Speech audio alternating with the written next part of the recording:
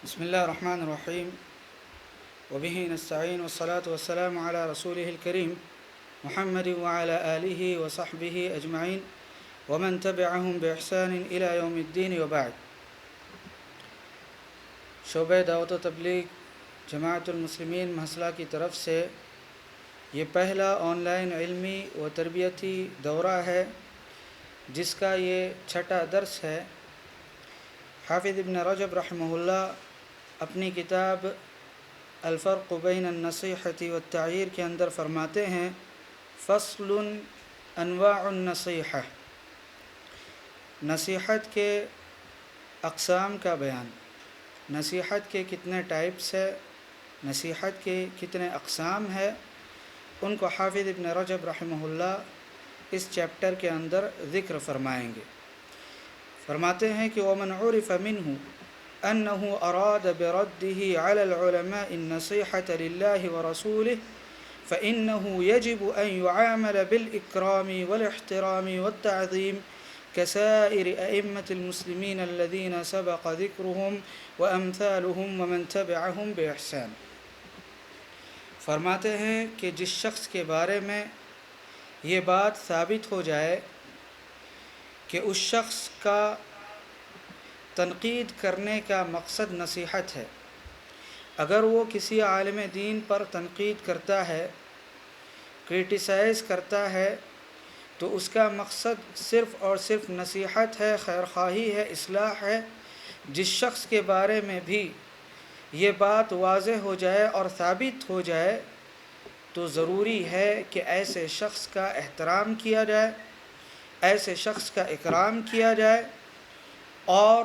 ایسے شخص کی تعظیم کی جائے جس طرح عام مسلمانوں کے جو ائمہ گزرے ہیں ان ائمہ کی تعظیم کی جاتی ہے، ان کا احترام کیا جاتا ہے۔ اس کے بعد فرماتے ہیں ومن عرف منہ انه اراد برده عليهم التنقص والذم واظهار العيب فانه يستحق ان يقابل بالعقوبة ليرتدع هو ونظراؤه عن هذه الرذائل المحرمة۔ فرماتے ہیں جس شخص کے بارے میں یہ ثابت ہو جائے اور یہ معلوم ہو جائے کہ وہ اگر کسی عالم دین پر یا کسی عام شخصیت پر رد کرتا ہے، ان کی تردید کرتا ہے یا ان کے اوپر تنقید کرتا ہے، تو اس کی تنقید کا مقصد ان کی تنقیص کرنا، ان کی مذمت کرنا، ان کے عیوب کو اور ان کی خامیوں کو واضح کرنا ہے، تو ایسی صورت میں تنقید کرنے والے شخص کو سزا دی جائے گی تاکہ وہ اور اس کے جو ہم مزاج لوگ ہیں وہ ان بری عادتوں سے باز آ جائے۔ یہاں پر دو باتیں حافظ ابن رجب رحمہ اللہ نے ذکر فرمائی ہے۔ کہا کہ نصیحت کی دو صورتیں ہیں۔ پہلی صورت اور پہلی ٹائپ تو یہ ہے کہ نصیحت برائے اصلاح ہے، نصیحت کی جا رہی ہے، مقصد کیا ہے؟ مقصد اصلاح ہے۔ مقصد کیا ہے؟ مقصد خیر خواہی ہے۔ خیر خواہی کا جذبہ رکھتے ہوئے اگر کوئی کسی کے اوپر تنقید کرتا ہے، کرٹیسائز کرتا ہے، تو ایسے شخص کی تعظیم کی جائے گی، ایسے شخص کا احترام کیا جائے گا۔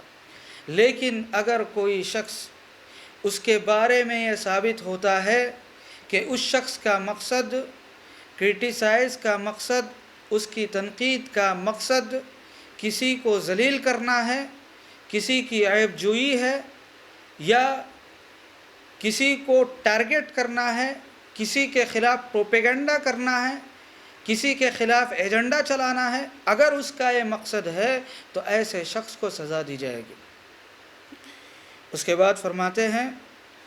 کہ وَيُعْرَفُ هَذَا الْقَصْدُ تَارَةً بِإِقْرَارِ الرَّادِّ وَاعْتِرَافِهِ وَتَارَةً بِقَرَائِنَ تُحِيطُ بِفِعْلِهِ وَقَوْلِهِ۔ کیسے معلوم ہوگا کہ فلاں شخص تنقید کر رہا ہے، اس کا مقصد اصلاح ہے، اور دوسرا شخص تنقید کر رہا ہے، اس کا مقصد اصلاح نہیں، اس کا مقصد فساد ہے، بگاڑ ہے، فتنہ ہے۔ کیسے معلوم ہوگا؟ فرماتے ہیں کہ اس کے دو طریقے ہیں۔ ایک طریقہ تو یہ ہے کہ خود تنقید کرنے والا یا کسی کی غلطی کی وضاحت کرنے والا خود اعتراف کرے اور اقرار کرے کہ اس کا مقصد کسی کو ذلیل کرنا ہے، وہ یہ کہے کہ اس مسئلے میں اگر میری بات نہیں مانی جائے، میری بات اگر اس مسئلے میں نہیں مانی گئی تو اس کو میں ممبر سے چھیڑوں گا، اس کو میں ایجنڈا بناؤں گا، کسی کے خلاف پروپیگنڈا کروں گا، اپنے مخالف پر تانا کسوں گا، اپنے مخالف کو 4 لوگوں کے سامنے ذلیل کروں گا۔ اگر وہ اعتراف 4 لوگوں کے سامنے یا کسی کے سامنے کرتا ہے تو ایسی صورت میں یہ واضح ہو جائے گا کہ اس کا مقصد بگاڑ ہے، اس کا مقصد فتنہ پھیلانا ہے، اس کا مقصد اصلاح نہیں ہے۔ اور جو شخص بھی ایسا کرے گا تو ذمہ داروں کو چاہیے کہ اس شخص کو سزا دے۔ یہ ایک طریقہ ہو گیا۔ دوسرا طریقہ کیا ہے؟ دوسرا طریقہ یہ ہے کہ اگر کوئی شخص کسی کے اوپر تنقید کرتا ہے، اس کے کیریکٹر سے، اس کی باتوں سے، اس کے اخلاق سے واضح ہو جاتا ہے بسا اوقات کہ وہ تنقید برائے اصلاح نہیں کر رہا ہے، وہ کسی کی غلطی کی وضاحت اس لیے نہیں کر رہا ہے تاکہ وہ اپنی غلطی سے باز آ جائے، بلکہ اس کا مقصد کسی کو ذلیل کرنا ہے۔ یہ کب واضح ہوگا؟ یہ بسا اوقات اس کے اعمال سے، اس کے کیریکٹر سے واضح ہوتا ہے۔ کچھ لوگ عجیب و غریب قسم کے ہوتے ہیں، جو معروف ہوتے ہیں، مشہور ہوتے ہیں اپنے مزاج میں۔ ان کا مزاج ہوتا ہے تنقید کرنا، ان کا مزاج ہوتا ہے کرٹیسائز کرنا، ان کا مزاج ہوتا ہے کسی کو ٹارگٹ کرنا، ان کا مقصد صرف اور صرف تنقید ہوتا ہے، ان کا مقصد صرف اور صرف اعتراض ہوتا ہے، اس کے علاوہ کچھ نہیں۔ کسی بھی میٹنگ میں، کہیں پر بھی جب بھی کوئی بات ہوتی ہے تو ان کا کام بس یہ ہوتا ہے کہ اعتراض کیا جائے، تنقید کیا جائے۔ حل کیا ہے؟ حل کچھ نہیں۔ یہ مرض ہے میرے بھائیوں، بیماری ہے، دل کی بیماری۔ امام بلقینی رحمہ اللہ محاسن الاصطلاح کے اندر فرماتے ہیں کہ الانتہاض لمجرد الاعتراض من جملۃ الامراض، کہ محض اعتراض کے لیے کھڑے ہونا، صرف اعتراض، صرف اعتراض، صرف تنقید۔ حل کیا ہے؟ سولوشن کیا ہے؟ کچھ نہیں۔ مقصد کیا ہے؟ تنقید۔ کہتے ہیں کہ یہ مرض ہے، مرض، اور یہ دل کا مرض ہے۔ اور دل کے اعمال اگر صحیح نہ ہو تو کیا فائدہ ہے نمازوں کا؟ کیا فائدہ ہے روزے کا؟ کیا فائدہ ہے لوگوں کی مدد کرنے کا؟ اس لیے کہ عمل کے اندر اگر اخلاص ہی نہیں ہے تو عمل کا کوئی وزن نہیں، عمل کا کوئی اعتبار نہیں۔ اللہ کے نبی علیہ الصلوۃ والسلام نے ارشاد فرمایا کہ انما الاعمال بالنیات، اعمال کا دار و مدار نیتوں پر ہوتا ہے۔ جب نیت تنقید کرنے کا مقصد ہی فساد ہے، بگاڑ ہے، کسی کے خلاف ایجنڈا چلانا ہے، کسی کے خلاف پروپیگنڈا کرنا ہے، اگر یہی مقصد ہے تو کیا فائدہ ہے نصیحت کا؟ کیا فائدہ ہے؟ کون سی خیر خواہی کا جذبہ ہم لوگوں کے دل میں ہے کہ ہم اپنے دل کی اصلاح نہیں کر پاتے؟ کہ دل کی اصلاح کی بنیاد یہ دین کی بنیادوں میں سے ہے۔ اللہ کے نبی علیہ الصلوۃ والسلام نے فرمایا کہ الا وان فی الجسد مضغہ اذا صلحت صلح الجسد كله واذا فسدت فسد الجسد كله۔ جسم کے اندر ایک لوتھڑا ہے، اگر وہ صحیح ہوتا ہے تو پورا جسم صحیح ہوتا ہے، اگر اس میں بگاڑ آتا ہے تو پورے جسم میں بگاڑ آتا ہے۔ اگر دل صحیح نہیں ہے، دل میں اخلاص نہیں ہے، اللہ رب العالمین کی رضا اور خوشنودی نہیں ہے، تو ایسی صورت میں اعمال کا دار و مدار اگر غلط نیت پر ہے، بری نیت پر ہے، فساد اور بگاڑ پر ہے تو خود عمل فاسد ہو جائے۔ تو میرے بھائیوں، یہ جو تنقید کرنے والے ہیں بسا اوقات خود اعتراف کرتے ہیں کہ ان کا مقصد کسی کو ذلیل کرنا ہے، بسا اوقات ان کے اعمال سے اور ان کے کیریکٹر سے واضح ہو جاتا ہے کہ وہ اصلاح نہیں چاہتے، وہ بگاڑ چاہتے ہیں، فساد چاہتے ہیں۔ سلف میں سے بعض سلف کا یہ کہنا تھا، وہ کہا کرتے تھے کہ ما اسر احد سریرۃ الا اظہرها اللہ علی صفحات وجہہ وفلتات لسانہ، کہ جو شخص اپنے دل میں بری نیت کو اور برائی کو چھپاتا ہے، بسا اوقات اللہ رب العالمین اس کی زبان سے اس کا اظہار فرماتا ہے یا اس کے چہرے سے اس کا اظہار فرماتا ہے۔ اس میں کوئی شک نہیں کہ انسان کے دل کے اندر کسی سے کبھی بغض ہوتا ہے، عداوت ہوتی ہے، دشمنی ہوتی ہے، یا حسد کی یا جلن کی چنگاری انسان کے دل میں موجود ہوتی ہے، لیکن جو بھلا انسان ہوتا ہے وہ اپنے آپ کو کنٹرول کرتا ہے، وہ اپنے غصے کو کنٹرول کرتا ہے، اور اس بغض کو اور اس عداوت کو اور اس دشمنی کو طول نہیں دیتا۔ جو بھلا انسان ہوتا ہے، اچھا انسان ہوتا ہے، وہ حسد کی چنگاری کو آگ بننے نہیں دیتا، لیکن جو خبیث ہوتا ہے، رذیل ہوتا ہے اور جو کمینہ ہوتا ہے، وہ اس کا اظہار کرتے پھرتا ہے۔ یہی بات امام ابن تیمیہ رحمہ اللہ نے بیان فرمائی کہ لا یخلو الجسد من الحسد، کہ حسد سے کوئی جسم محفوظ نہیں ہے، حسد کی چنگاری ہر ایک جسم کے اندر موجود ہوتی ہے، لیکن الکریم یخفیہ واللئیم یبدیہ، لیکن جو بھلا شخص ہوتا ہے وہ اپنے آپ کو کنٹرول کرتا ہے، اس کو واضح نہیں کرتا، لیکن جو کمینہ ہوتا ہے اور برا شخص ہوتا ہے وہ اس کا اظہار کرتے پھرتا ہے۔ تو میرے بھائیوں، نصیحت کا مقصد کیا ہے؟ اگر آپ کسی کو نصیحت کر رہے ہیں، ہم کسی کو نصیحت کر رہے ہیں یا کسی پر کرٹیسائز کر رہے ہیں، کسی کو اپنی تنقید کا نشانہ بنا رہے ہیں، مقصد کیا ہے؟ اگر مقصد اصلاح ہے، اگر مقصد برائی کو ختم کرنا ہے، تو یہی دین ہے، یہ خیر خواہی ہے دین کے ساتھ، اللہ رب العالمین کے ساتھ، اللہ کے رسول کے ساتھ اور تمام مسلمانوں کے ساتھ۔ لیکن اگر مقصد، نیت کسی کو ذلیل کرنا، کسی کے خلاف ایجنڈا چلانا، کسی کو بدنام کرنا، اگر یہ مقصد ہے تو کوئی فائدہ نہیں ہے، کوئی فائدہ نہیں ہے اپنے اعمال کا۔ تو حافظ ابن رجب رحمہ اللہ فرماتے ہیں کہ جو لوگ نصیحت کرتے ہیں، جو لوگ تنقید کرتے ہیں، اگر معلوم ہو جائے کہ ان کا مقصد نصیحت ہے، خیر خواہی ہے اور اصلاح ہے، تو ایسی صورت میں ضروری ہے کہ ان کا احترام کیا جائے۔ اور جو لوگ تنقید کرتے ہیں، لوگوں کی غلطیوں کو واضح کرتے ہیں، ان کا مقصد واضح ہو جاتا ہے کہ کسی کو ذلیل کرنا ہے، کسی کو ٹارگٹ بنانا ہے، کسی کو بدنام کرنا ہے۔ یہ مقصد اگر واضح ہو جائے، اور کن چیزوں سے واضح ہو جائے گا؟ دو طریقے حافظ ابن رجب نے بیان فرماتے ہیں کہ اگر یہ واضح ہو جائے تو ایسے شخص کو سزا دی جائے گی۔ اس کے بعد فرماتے ہیں کہ فمن عرف منه العلم والدین وتوقیر ائمة المسلمین واحترامهم لم يذكر الرد وتبيين الخطأ الا على الوجه الذي يراه غيره من ائمة العلماء۔ فرماتے ہیں کہ جس کے علم کا لوگ اعتراف کرے اور جس کے دین کے تعلق سے لوگ مطمئن رہے، جس کے کیریکٹر پر لوگوں کا اعتماد ہو، لوگوں کا بھروسہ ہو، اور جو اہل علم کی اور عام لوگوں کی توقیر کرتا ہو، ان کا احترام کرتا ہو، تو ایسا شخص جب بھی کسی کے اوپر تنقید کرے گا یا اہل علم کی خطا کو اور ان کی غلطی کو واضح کرے گا، تو اس کا طریقہ وہی ہوگا جو عام علماء کا طریقہ کار ہے۔ اور وہ طریقہ کار کیا ہے؟ جو اصول اور ضوابط حافظ ابن رجب رحمہ اللہ نے اس کتاب کے مقدمے کے اندر ذکر فرمائے ہیں، ان اصول کی پابندی کرے گا، ان ضوابط کی اور ان قواعد کی پابندی کرے گا، اور اس کی پابندی کرتے ہوئے وہ کسی پر کرٹیسائز کرے گا، کسی پر تنقید کرے گا۔ تو یہ علامت حافظ ابن رجب رحمہ اللہ نے ذکر کی ہے۔ اس کے بعد فرمایا کہ وَأَمَّا فِي التَّصَانِيفِ وَفِي الْبَحْثِ وَجَبَ حَمْلُ كَلَامِهِ عَلَى الْأَوَّلِ۔ رہا معاملہ کتابوں کا یا آرٹیکلز کا، مضامین کا، تو فرماتے ہیں کہ جو عالم دین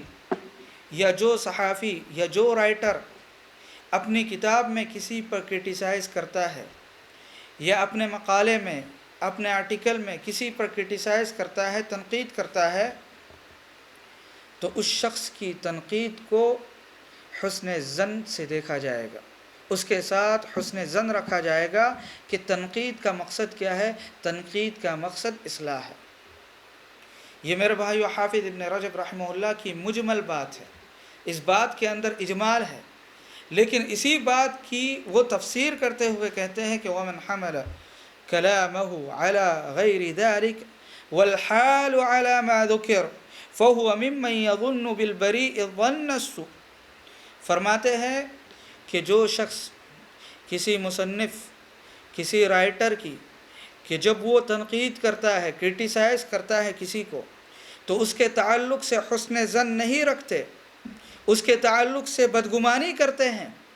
جبکہ اس کا کیا حال ہو؟ حال وہی ہو جو حافظ ابن رجب رحمہ اللہ نے ذکر کیا۔ کیا حال ہو؟ فمن عرف منه العلم والدین وتوقیر ائمۃ المسلمین،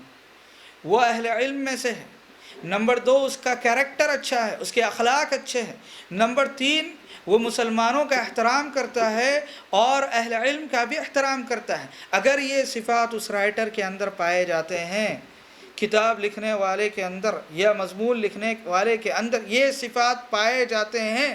اس کے بعد اگر وہ اپنی کتاب میں کسی کے اوپر کرٹیسائز کرتا ہے، تنقید کرتا ہے، تو اس کے تعلق سے حسن ظن رکھا جائے گا، اس کے تعلق سے بدگمانی نہیں کی جائے گی۔ اس لیے کہ حافظ ابن رجب رحمہ اللہ فرماتے ہیں کہ اگر اس کے تعلق سے بدگمانی رکھی جاتی ہے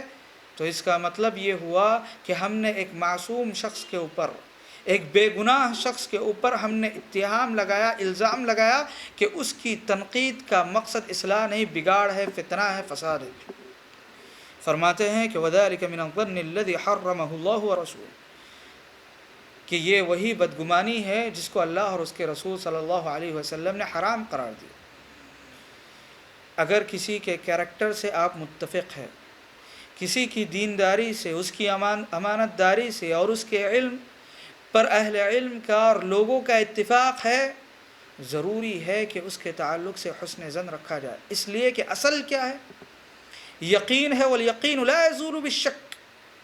یقین ہے اس کے تعلق سے کہ وہ اہل علم کا احترام کرنے والا ہے، اس کے کیریکٹر اچھے ہیں، اس کے اخلاق اچھے ہیں۔ اگر وہ کسی کے اوپر کرٹیسائز کرتا ہے، تنقید کرتا ہے، ضروری ہے کہ یہ حسن ظن رکھا جائے ایسے شخص کے تعلق سے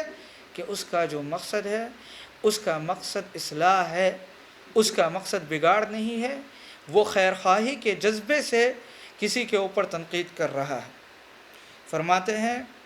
کہ اگر کوئی اس کے تعلق سے بدگمانی کرتا ہے تو وہ ایک بے گناہ شخص کے اوپر الزام لگاتا ہے،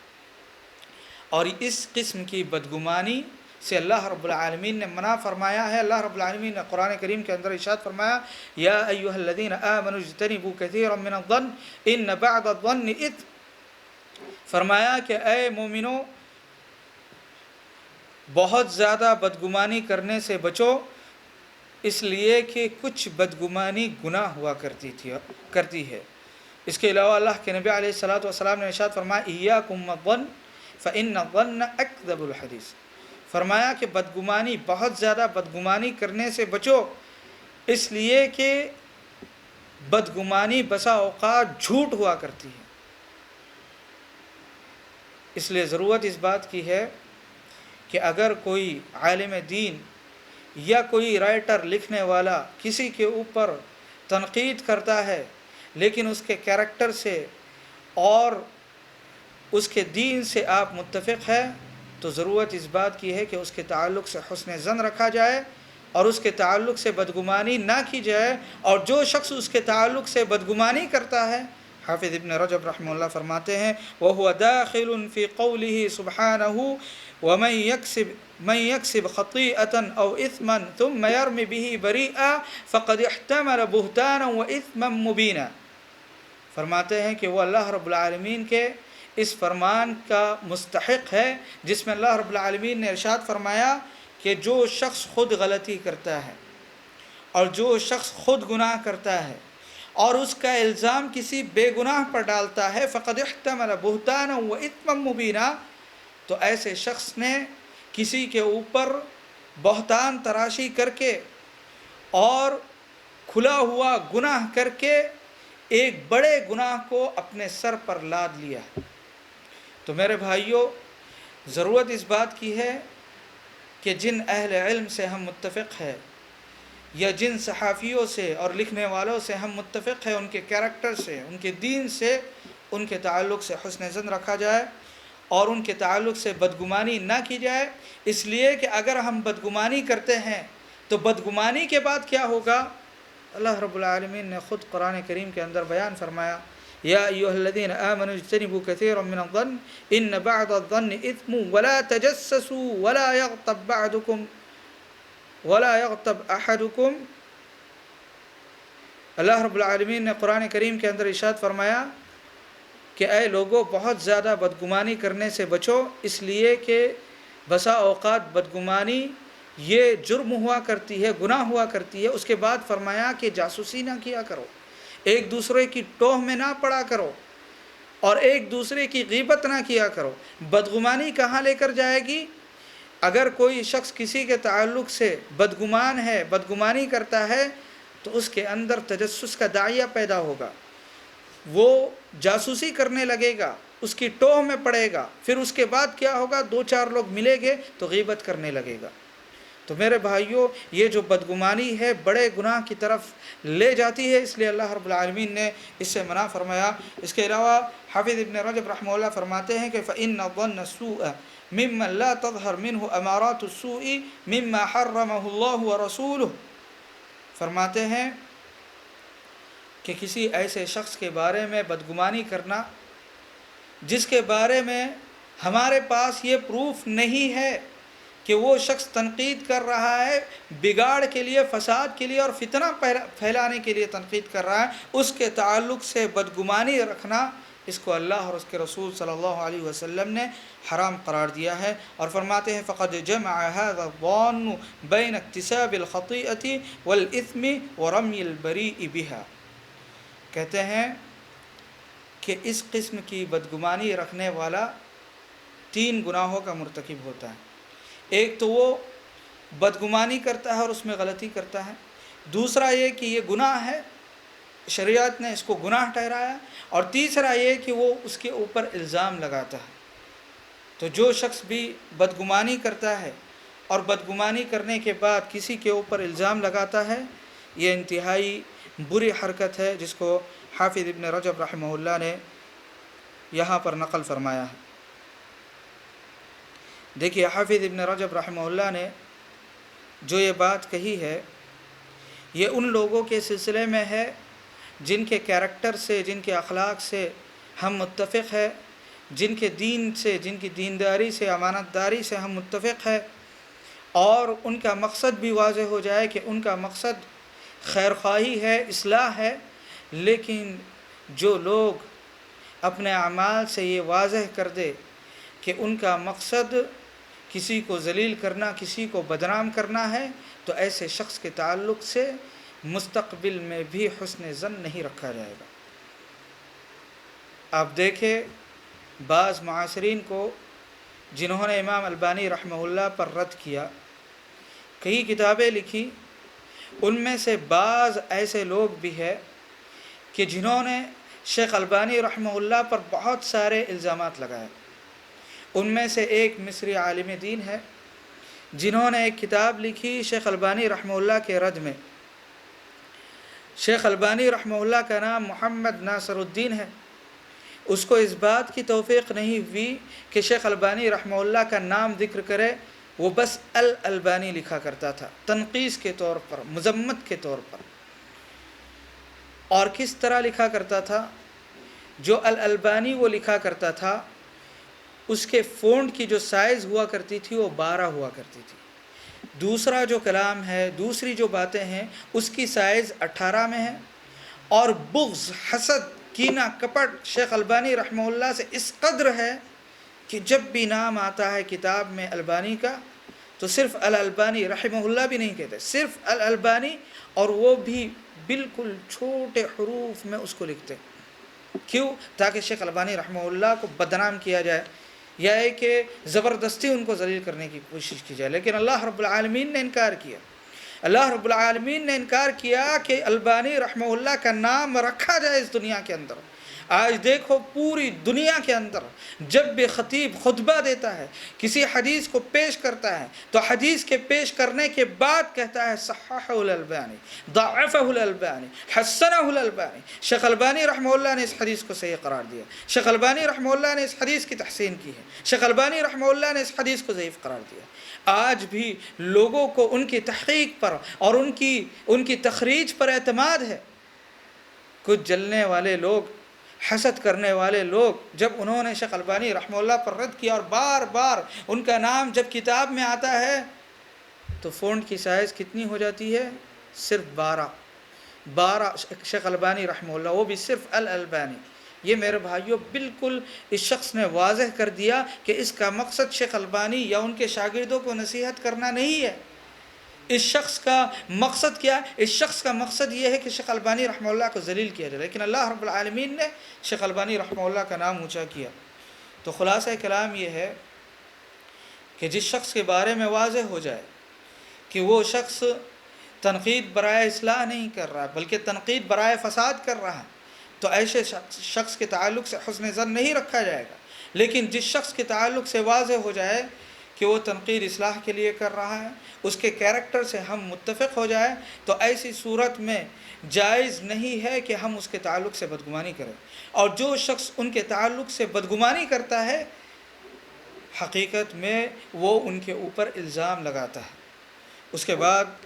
حافظ ابن رجب رحمہ اللہ فرماتے ہیں کہ وَيُقَوِّي دُخُولَهُ فِي هَذَا الْوَعِيدِ إِذَا ظَهَرَتْ مِنْهُ أَعْنِ هَذَا الظَّانِّ أَمَارَاتُ السُّوءِ مثل كثرة البغي والعدوان وقلة الورع وإطلاق اللسان وكثرة الغيبة والبهتان والحسد للناس على ما آتاهم الله من فضله والامتنان وشدة الحرص على المزاحمة على الرئاسات قبل الأوان۔ فرماتے ہیں کہ جس شخص کی جانب سے کچھ علامتیں ظاہر ہو جائے بدگمانی کے ساتھ ساتھ، کیا علامتیں ہیں؟ بہت زیادہ بولنے والا ہے، تقوی اور ورع کا پاس و لحاظ نہیں کرتا، زبان کو لگام نہیں دیتا، بہت زیادہ غیبت کرتے پھرتا ہے، لوگوں پر الزام لگاتے پھرتا ہے، اور اللہ رب العالمین نے اپنے فضل سے لوگوں کو جو بھی عطا کیا ہے اس پر حسد کرتا ہے۔ اس کے علاوہ اگر احسان کرتا ہے تو احسان جتلاتا ہے، اور کرسی کے لیے لڑائی کرتا ہے، شہرت کے لیے، منصب کے لیے، عزت کے لیے لڑائی کرتا ہے۔ اور ایسا شخص بدگمانی کرتے ہوئے کسی عالم دین پر یا کسی تنقید کرنے والے شخص پر الزام دھرتا ہے کہ اس شخص کا مقصد فلاں فلاں کو ذلیل کرنا ہے، تو ایسے شخص کے تعلق سے اس بات کا زیادہ امکان ہے کہ وہ اللہ رب العالمین نے جو وعید سنائی ہے قرآن کریم کے اندر، وہ اس وعید کے اندر داخل ہو جائے۔ یعنی ایسا شخص جو ہے اس نے بہت بڑا جرم کا ارتکاب کیا، فقد احتمل بہتانا و اثما مبینا۔ فرماتے فمن عرفت منہ هذه الصفات التي لا يرضى بها اہل العلم والایمان فإنه انما يحمل تزمنة للعلماء۔ کہتے ہیں کہ جس شخص کی یہ صفات ہو، یہ اوصاف ہو، تقوی اور ورع کا پاس و لحاظ نہیں، زبان کو لگام نہیں، غیبت چغل خوری بہت کرتا ہو، لوگوں پر الزام لگاتا ہو، حسد کرتا ہو، احسان جتلاتا ہو، یہ سارے صفات اس کے اندر پائے جاتے ہیں جن سے اہل علم کبھی بھی خوش نہیں ہوتے، اہل ایمان کبھی بھی خوش نہیں ہوتے۔ ظاہر سی بات ہے کہ جب بھی کوئی اہل علم کسی اہل علم پر رد کرے گا، کوئی عالم دین کسی عالم دین پر رد کرے گا یا ان کے اوپر تنقید کرے گا، تو وہ کہے گا کہ دیکھو تنقید کرنے کا مقصد کیا ہے؟ تنقید کرنے کا مقصد ان کو گرانا ہے، ان کو ذلیل کرنا ہے، تنقید کرنے کا مقصد اصلاح نہیں ہے۔ تو میرے بھائیوں، ضرورت اس بات کی ہے کہ ان علماء کے تعلق سے جن کے بارے میں ہمیں یقین ہے اور جن کے کیریکٹر سے، جن کے اخلاق سے ہم متفق ہیں، ان کے تعلق سے حسن ظن رکھا جائے۔ اگر وہ کسی کے اوپر تنقید کرتے ہیں، خاص طور پر اپنی کتابوں میں یا اپنے مضمون وغیرہ میں، تو ان کے تعلق سے حسن ظن رکھا جائے اور ان کے تعلق سے بدگمانی نہ رکھی جائے۔ اس کے بعد فرماتے ہیں وَإِذَا كَانَ رَدُّهُ عَلَيْهِمْ عَلَى الْوَجْهِ الثَّانِي فَيَسْتَحِقُّ حِينَئِذٍ مُقَابَلَتُهُ بِالْهَوَانِ۔ کہتے ہیں کہ اگر کسی کے تعلق سے یہ واضح ہو جائے کہ وہ تنقید کر رہا ہے اور تنقید کا مقصد اصلاح نہیں ہے، کسی کو ذلیل کرنا ہے، یہ چیز اگر واضح ہو جائے تو ایسا شخص خود ذلت کا مستحق ہے، خود ایسے شخص کو ذلیل کیا جائے گا۔ کس طرح ذلیل کیا جائے گا؟ یعنی اس کو سزا دی جائے گی۔ ذمہ داروں کی ذمہ داری بنتی ہے کہ ایسے شخص کو سزا دے جو بات بات پر مسائل کو ایشو بناتا ہو اور اس کا مقصد یہ ہو کہ فلاں کو ذلیل کیا جائے، فلاں کو ٹارگٹ کیا جائے۔ یہ میرے بھائیوں اہل علم کا ہرگز بھی طریقہ کار نہیں ہے، یا علماء سو کا طریقہ کار ہے۔ جس کو ہم میں سے بعض لوگوں نے اختیار کر رکھا ہے۔ اس کے بعد فرماتے ہیں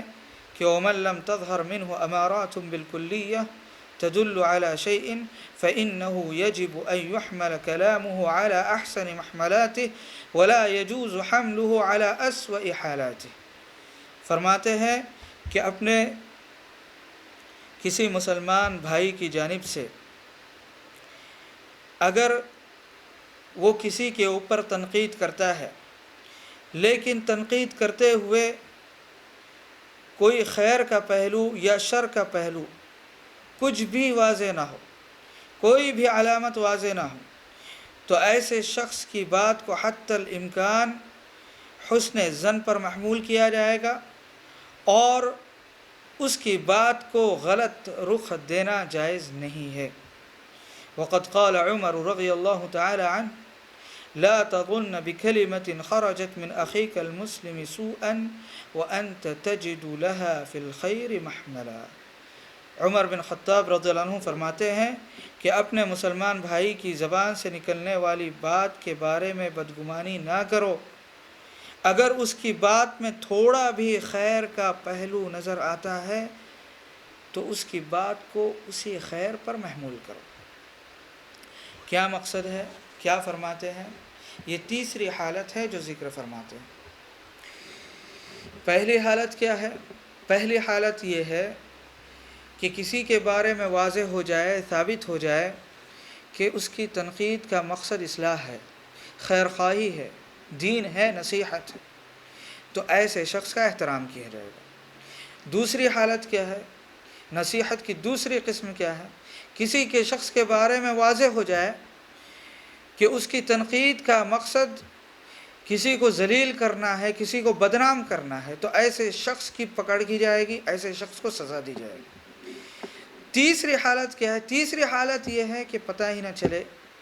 کہ فلاں شخص جو تنقید کر رہا ہے اس کا مقصد کیا ہے۔ یہ جو علامت حافظ ابن رجب رحمہ اللہ نے ذکر کی ہے، ان علامتوں میں سے کسی بھی علامت کا ظہور نہ ہو، سمجھ میں نہ آئے کہ فلاں شخص کیا چاہ رہا ہے، کیا واقعی اصلاح چاہ رہا ہے یا وہ بگاڑ چاہ رہا ہے، فساد چاہ رہا ہے، تو ایسی صورت میں کیا کیا جائے گا؟ اس صورت میں اس کے تعلق سے حسن ظن رکھا جائے گا۔ اس لیے کہ اہل علم کہتے ہیں کہ انسان کا باطن اور انسان کا ظاہر یہ دونوں کبھی بھی اپنے آپ سے جدا نہیں ہو سکتے۔ الظاہر والباطن متلازمان۔ انسان کا جو ظاہر ہے، ظاہر میں جو دکھتا ہے، اور انسان کا جو باطن ہے، جو دل کی کیفیت ہے اور دل کے اعمال ہے، وہ کبھی بھی الگ نہیں ہو سکتے یا جدا نہیں ہو سکتے۔ اہل علم کہتے ہیں کہ فَإِن دَلَّ الظَّاهِرُ عَلَى شَيْءٍ وَإِلَّا فَيَجِبُ حُسْنُ الظَّنِّ بِمَن يَرُدُّ عَلَى أَهْلِ الْعِلْمِ۔ کہتے ہیں کہ اگر ظاہر سے کوئی علامت واضح ہوتی ہے، خیر کا پہلو ہو یا شر کا پہلو، تو ٹھیک ہے، اس کو اسی بات پر محمول کیا جائے گا۔ اگر یہ ثابت ہوتا ہے دلیلوں کی روشنی میں یا علامتوں کی روشنی میں اور کریکٹر اور اخلاق اور دین کی روشنی میں کہ فلاں شخص کا مقصد تنقید کرنے کا مقصد اصلاح ہے، تو اس کو اسی پر محمول کیا جائے گا۔ اسی طرح اگر کسی شخص کے بارے میں یہ واضح ہو جائے اس کے کریکٹر سے، اس کے اخلاق سے، یا خود وہ اعتراف کرے اور اقرار کرے کہ اس کا مقصد فلاں کو ٹارگٹ کرنا ہے، فلاں کو ذلیل کرنا ہے، یہی اگر اس کا مقصد ہے، تو ایسی صورت میں اس کے تعلق سے حسن ظن نہیں رکھا جائے گا۔ لیکن جس شخص کے بارے میں دونوں قسم کی علامتیں موجود نہ ہو،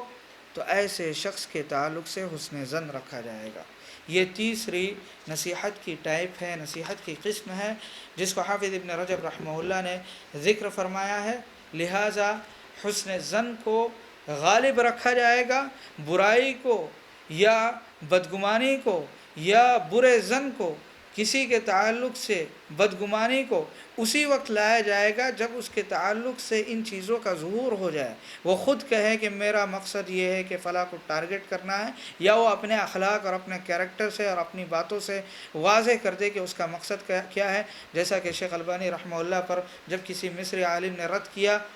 تو انہوں نے جس طرح شیخ البانی رحمہ اللہ کا نام لکھا تنقیص کرتے ہوئے، تو یہ بالکل واضح انہوں نے کر دیا کہ ان کا مقصد کیا ہے۔ شیخ البانی رحمہ اللہ کی تنقیص کرنا مقصد ہے، ان کے شاگردوں کی یا ان کی اصلاح کرنا مقصد نہیں ہے۔ اس کے بعد حافظ ابن رجب رحمہ اللہ فرماتے ہیں کہ فصل کیفیتها، کہ نصیحت کی کیفیت کیا ہوگی، نصیحت کا طریقہ کار کیا ہوگا، اس کا بیان۔ فرماتے ہیں کہ وَمِنْ هَذَا الْبَابِ أَنْ يُقَالَ لِلرَّجُلِ فِي وَجْهِهِ مَا يَكْرَهُهُ فإن كان هذا على وجه النصح فهو حسن، وقد قال بعض السلف لبعض إخوانه لا تنصحني حتى تقول في وجهي ما أكره۔ حافظ ابن رجب رحمہ اللہ فرماتے ہیں کہ اصول یہ ہے، قاعدہ یہ ہے کہ انسان کی برائی کرنا درست نہیں ہے، جائز نہیں۔ انسان کی برائی اگر اس کے منہ پر کی جا رہی ہے اور مقصد ذلیل کرنا ہے تو جائز نہیں ہے، حرام ہے، جیسا کہ کتاب کے شروع میں حافظ ابن رجب رحمہ اللہ نے ذکر فرمایا۔ اور اگر کوئی انسان کی برائی پیٹھ پیچھے کرتا ہے تو یہ بھی حرام ہے، اس لیے کہ غیبت ہے۔ لیکن اگر کوئی انسان کو برا بھلا کہتا ہے،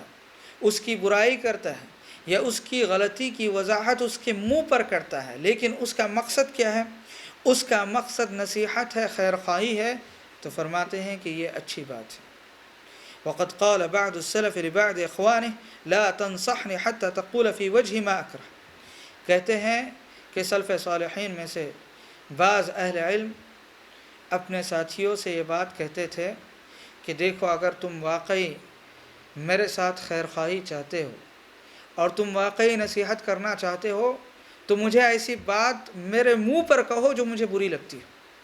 میری جو غلطی ہے اس کو میرے منہ پر کہو، پیٹھ پیچھے نہ کرو،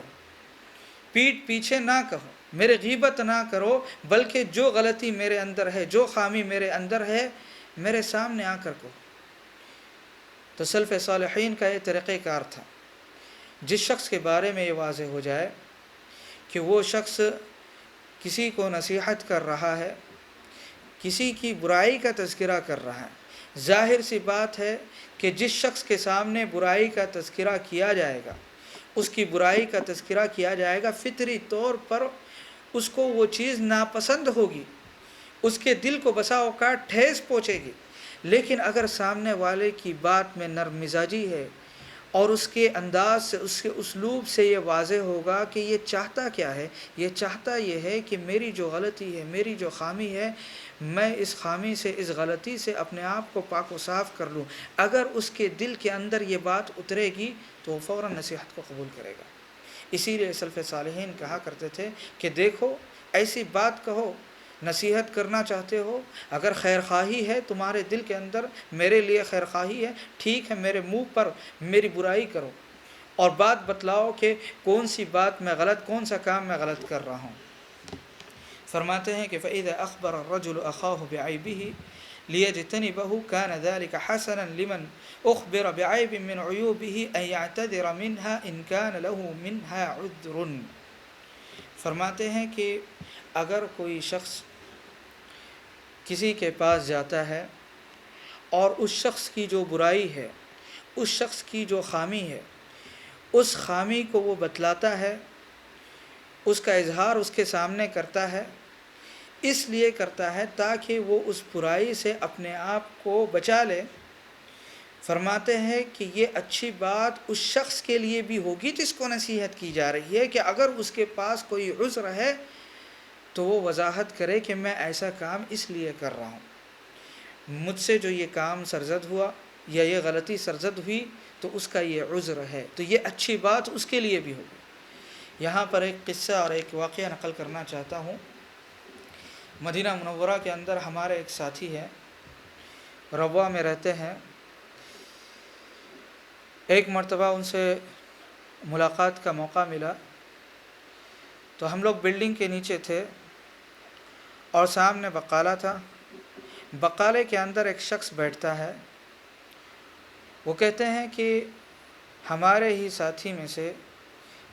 ساتھیوں میں سے کسی ساتھی نے مجھ سے یہ بات کہی کہ یہ جو آدمی ہے جب بھی اذان ہوتی ہے تو بقالہ سے نکلتا ہے، بقالے کو یعنی جو سپر مارکیٹ ہے اس کو بند کرتا ہے اور یہ اپنے گھر چلا جاتا ہے، مسجد نہیں جاتا، اور یہ اس لیے کرتا ہے کہ وہ سمجھتا ہے کہ یہ سب وہابی ہے اور وہابی کے پیچھے نماز نہیں ہوتی، اس لیے وہ گھر میں جاتا ہے اور گھر میں جا کر نماز پڑھتا ہے۔ انہوں نے کہا کہ جب میرے ساتھی نے یہ بات کہی، اور میں اس شخص کے تعلق سے ہمیشہ حسن ظن رکھتا تھا، اس کے اخلاق سے میں متاثر تھا، جب اس شخص نے، میرے ساتھی نے یہ بات کہی تو میرے دل کو ٹھیس پہنچی۔ میں نے سوچا کہ اس بات کی تحقیق کی جائے، اور مجھ سے رہا نہ گیا۔ میرے دل میں بات آئی کہ اس شخص کے تعلق سے میں اتنا حسن ظن رکھتا ہوں، لیکن یہ شخص ایسا کام کرتا ہے۔ لیکن کہا کہ میں نے اس بات کو اپنے دل کے اندر جگہ نہیں دی، بلکہ فوراً اس شخص کے اوپر کچھ دنوں کے بعد اس شخص کے پاس گیا، اور اس شخص کے پاس جانے کے بعد انہوں نے پوچھا، انہوں نے کہا کہ دیکھو، آپ کو ہم لوگ دیکھتے ہیں کہ آپ جب بھی اذان ہوتی ہے تو اذان ہونے کے بعد آپ سپر مارکیٹ بند کر دیتے ہو اور مسجد نہیں جاتے، اپنے گھر جاتے، تو کیا آپ کے پاس کوئی عذر ہے؟ وہ شخص بوڑھا شخص تھا۔ اس شخص نے کہا کہ دیکھو، مسجد کا جو متولی ہے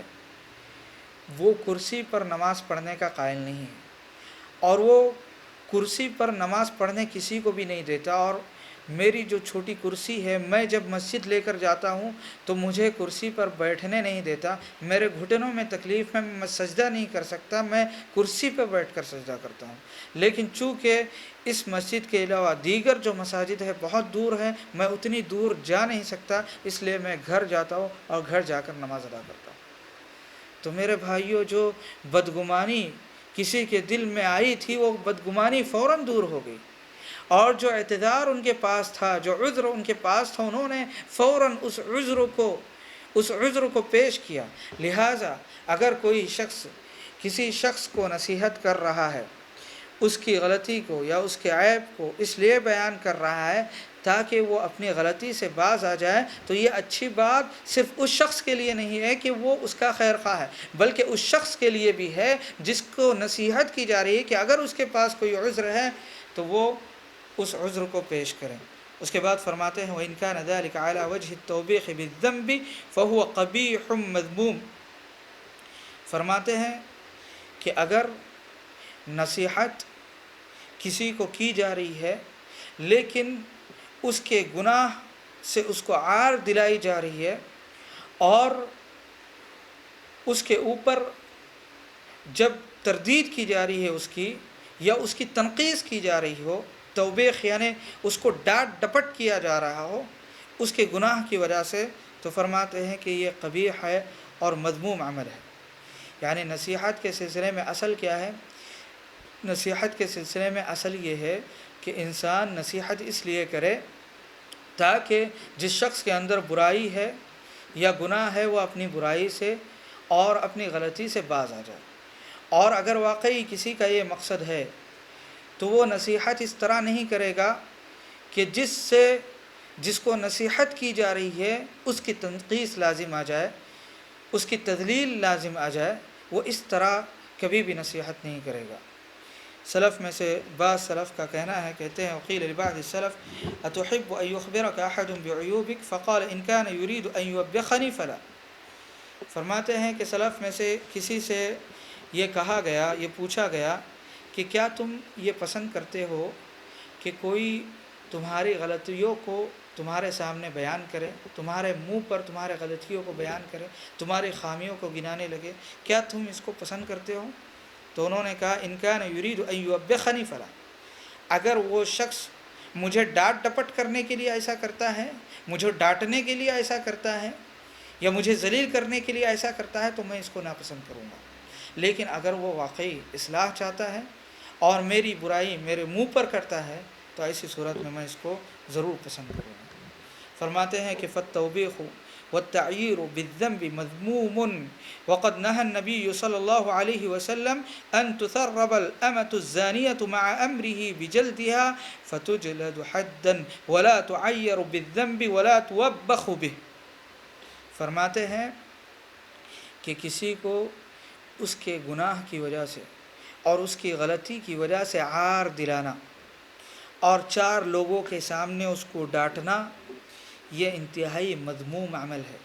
قابل مذمت ہے۔ فرماتے ہیں اللہ کے نبی علیہ الصلاۃ والسلام نے منع کیا کہ لونڈی کو جس نے زنا کیا تھا اس لونڈی کو زنا کی وجہ سے عار نہ دلایا جائے، جبکہ اللہ کے نبی علیہ الصلاۃ والسلام نے یہ حکم دیا کہ اس کی حد اس کو لگائی جائے، لہذا اس کو حد لگائی جائے گی، لیکن اس کے گناہ کی وجہ سے اس کی گناہ کی وجہ سے اس کو عار نہیں دلایا جائے گا۔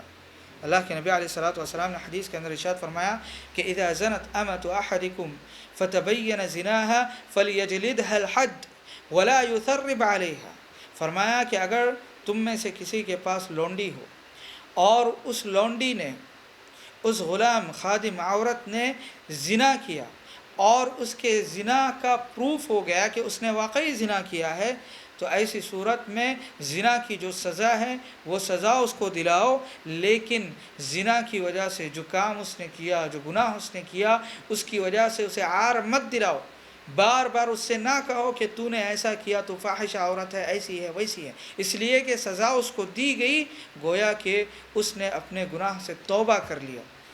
تو اگر کس نے اپنے گناہ سے توبہ کر لیا ہے تو ایسی صورت میں اس کو عار دلانا شریعت اسلامیہ میں اپنے اس کے گناہ کی وجہ سے جائز اور درست نہیں ہے۔ اس سلسلے میں حضرت عمر بن خطاب رضی اللہ عنہ کی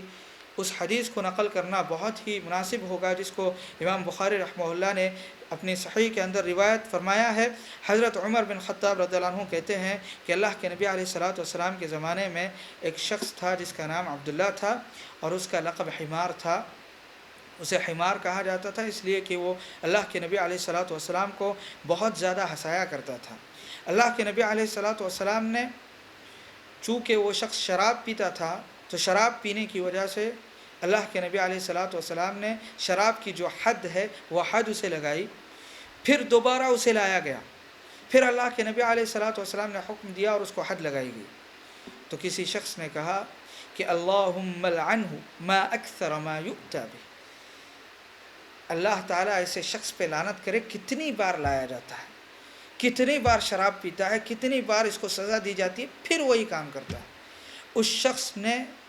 سزا دینے کے بعد، سزا دلانے کے بعد یا سزا دینے کے بعد، سزا ہونے کے بعد اس شخص کی گناہ کی وجہ سے اس کو عار دلائی، تو اللہ کے نبی علیہ الصلاۃ والسلام نے فرمایا کہ لا تلعنوا فواللہ ما علمت انہ یحب اللہ ورسولہ، اللہ کے نبی علیہ الصلاۃ والسلام نے فرمایا کہ اس کے اوپر لعنت ملامت نہ کرو، اس لیے کہ ہم جانتے ہیں کہ وہ اللہ اور اس کے رسول صلی اللہ علیہ وسلم سے محبت کرتا ہے۔ ایک شرابی شخص جس سے ڈبل یہ جرم کا ارتکاب ہوا، ڈبل یہ گناہ ہوئی، یہ گناہ سرزد ہوا، اور کسی نے لعنت ملامت کی اس کی گناہ پر، اس کو عار دلایا، تو اللہ کے نبی علیہ الصلاۃ والسلام نے فرمایا کہ ایسا مت کرو۔ تو اللہ کے نبی علیہ الصلاۃ والسلام نے اس چیز سے منع فرمایا ہے۔ وفی الترمذی وغیرہ مرفوعا من عیر اخاہ بذنب لم یمت حتی یعملہ، کہتے ہیں کہ امام ترمذی رحمہ اللہ نے ایک حدیث روایت کی جس کے اندر یہ الفاظ ہے جو اللہ کے نبی علیہ الصلاۃ والسلام کی جانب منسوب ہے کہ جس شخص نے اپنے بھائی کو اس کے گناہ کی وجہ سے عار دلائی تو وہ شخص اپنی موت سے پہلے خود وہی گناہ کا مرتکب ہوگا۔ یعنی کسی نے کسی کو زنا سے عار دلائی کہ اس نے تو زنا کیا تھا، یہ تو چوری کرتا ہے، سب لوگوں کے سامنے، حالانکہ اس نے چوری سے توبہ کر لی، زنا سے توبہ کر لی، اس کے باوجود اس نے عار دلائی، تو وہ شخص بھی زنا کرے گا اپنی حیاتی میں، وہ شخص بھی چوری کرے گا۔ یہ جو حدیث ہے اس کو امام ترمذی رحمہ اللہ نے روایت کیا ہے۔ اس کے علاوہ امام ابن عدی رحمہ اللہ نے الکامل فی ضعفاء الرجال کے اندر روایت کیا ہے۔ امام خطیب بغدادی رحمہ اللہ نے تاریخ بغداد کے اندر، امام ابن ابی الدنیا رحمہ اللہ نے الصمت کے اندر اور الغیبہ کے اندر، امام بغوی رحمہ اللہ نے بھی اس حدیث کو روایت کیا ہے، لیکن یہ حدیث صحیح نہیں ہے، یہ حدیث ضعیف ہے، اس لیے کہ اس کی سند میں 2 علت ہے۔ پہلی علت تو یہ ہے کہ ایک راوی ہے جن کا نام محمد ابن الحسن ابن یزید ہے جو ضعیف جدہ ہے،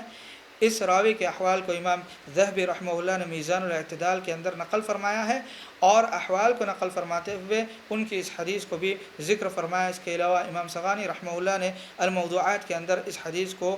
موضوع قرار دیا ہے، باطل قرار دیا ہے۔ اس کے علاوہ دوسری علت یہ ہے کہ خالد ابن معدان رحمہ اللہ کا لقاء جو کہ تابعی ہے، وہ حضرت معاذ ابن جبل رضی اللہ عنہ سے ثابت نہیں ہے۔ اس حدیث کے راوی معاذ ابن جبل رضی اللہ عنہ ہے، جن کی وفات سن 18 ہجری میں تعاون امواس کے اندر ہوئی، اور خالد ابن معدان جو ہے ان کی وفات 100 ہجری کے بعد ہوئی ہے۔ یہ صغار تابعین میں سے ہے، اور حضرت معاذ بن جبل رضی اللہ عنہ کا زمانہ انہوں نے نہیں پایا، لیکن حضرت معاذ بن جبل رضی اللہ عنہ سے یہ حدیث روایت کرتے ہیں۔ اس بنیاد پر یہ حدیث ضعیف ہے، تو اہل علم نے اس حدیث کو ضعیف قرار دیا ہے، لیکن امام ابن رجب رحمہ اللہ فرماتے ہیں وحمل ذلك على الذنب الذي تاب منه صاحبه، کہ یہ جو بات کہی ہے کہ اگر کوئی شخص اپنے بھائی کو اس کی گناہ کی وجہ سے عار دلاتا ہے تو وہ خود اس گناہ کا اپنی موت سے پہلے مرتکب ہوگا، یہ اس صورت میں ہے جب کہ اس شخص نے اپنے گناہ سے توبہ کر لی ہو۔ تو خلاصہ یہ ہے کہ اگر کسی شخص نے اپنے گناہ سے توبہ کر لی، حتیٰ کہ اگر کوئی زانی ہے، کوئی فاجر ہے، فاسق ہے، کوئی کریمنل ہے، اگر اس نے اپنے گناہ سے توبہ کر لی ہے تو اس کے جو پچھلے گناہ ہے ان سے اس کو عار نہیں دلائی جائے گی، اور یہ نصیحت ہرگز بھی نہیں ہے، یہ خیر خواہی ہرگز بھی نہیں ہے۔ اللہ رب العالمین سے دعا ہے کہ اللہ رب العالمین ہمیں جو باتیں کہی جا رہی ہے ان باتوں کو سمجھنے کی توفیق عطا فرمائے، اور ان کے مطابق عمل کرنے کی توفیق عطا فرمائے۔ آمین۔ وصلی اللہ تعالی علی نبینا محمد وعلی آلہ وصحبہ وسلم۔